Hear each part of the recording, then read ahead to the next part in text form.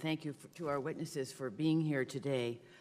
As we discuss the importance of the Antiquities Act, it's rooted in the fact that our nation has made a commitment that our most significant historical, cultural, and natural sites should be preserved in perpetuity. That means for generations to come, so that all Americans have the opportunity to relish that which is ours and has made us this uniquely great country.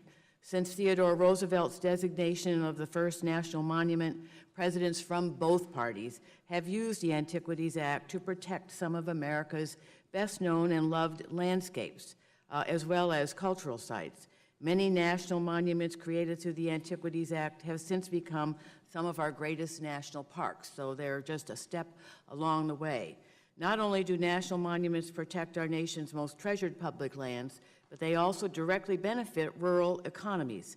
Headwaters Economics, a nonpartisan independent think tank from Montana, found that on average, counties with protected public lands, including national monuments, see increased economic performance, including increased employment, personal income, and growth in population. A study released by the Small Business Majority also found that national monuments designated by President Obama have provided significant boost to small businesses in rural communities who are otherwise suffering, driving $156 million in annual revenue and creating more than 1,800 jobs a year. I also want to emphasize that the Antiquities Act may only be used to create national monuments on existing federal lands. No monument designation has ever been used to seize private property, and it does not change what a private landowner can or cannot do on their private land.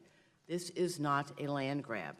In some cases, land has been generously donated to the federal government and then designated as a national monument.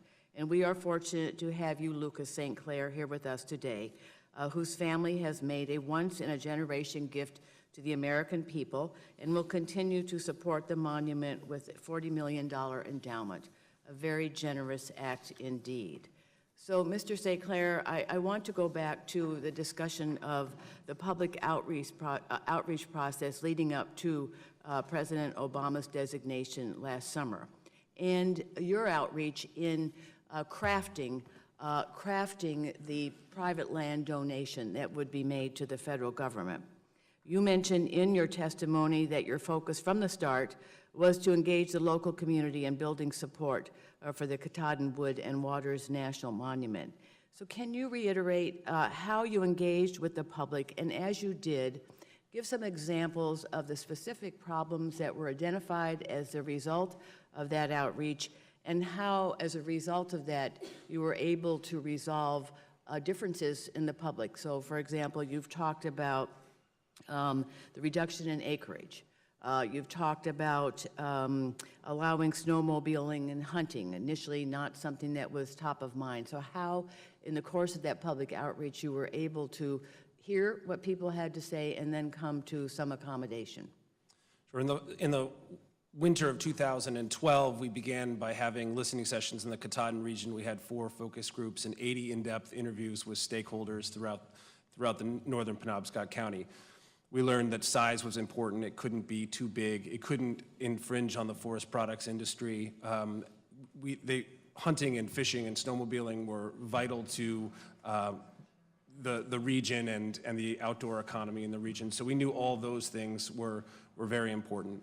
And to be clear, we started this as a legislative objective. We worked with our congressional delegation for 4 years drafting legislation that we hoped would be introduced into Congress. This is the way we felt would be the most effective and the most transparent process. We worked with our congressional delegation until the summer of 2015, when they decided they didn't feel comfortable introducing legislation. And so we, at that point, let them know that we were going to start working with the White House to get encouraged, to see if they'd be willing to take this gift. With our first meetings with the White House, they told us, it's very generous. However, you have to prove that there's public support. That public support then took a year to identify, and it was with public meetings, town hall listening sessions, with letters to the editor, letters to the congressional delegation, to the White House, to the Department of Interior, And over the course of that year, we were able to show hundreds of interest groups, sportsmen organizations, businesses, and individuals who supported it, and ultimately was able to take all of the public use and access into account and shape something that was very unique to the Katahdin region and incorporated all of the things that people wanted. Great, thank you very much. The Thank you for that gentlelady's effort. time's expired. I should note, as traditional